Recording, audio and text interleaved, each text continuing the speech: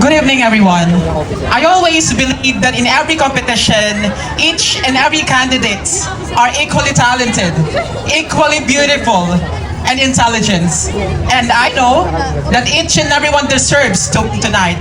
But if I will be given a chance to win tonight's competition, what I will do is I would definitely use the stage of Miss Trans 2026 to promote my advocacy, which is to break gender stereotypes. Because I myself, I was a product of gender discrimination from the moment that I applied in a certain private school wherein a certain head office or a principal was able to discriminate me because I am a transgender. And once this principal told me that I will not be able to teach in that specific Catholic school because I am a transgender and I will not be able to teach these students very efficiently.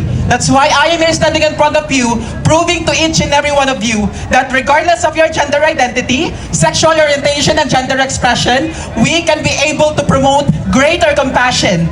We can be able to promote unity, equity, and most especially understanding to each and everyone that regardless of your gender identity, you can be able to bring progress in our country, Philippines. And this stage is a platform for us for everyone to realize that we are an epitome of change that you all wish to see in this world.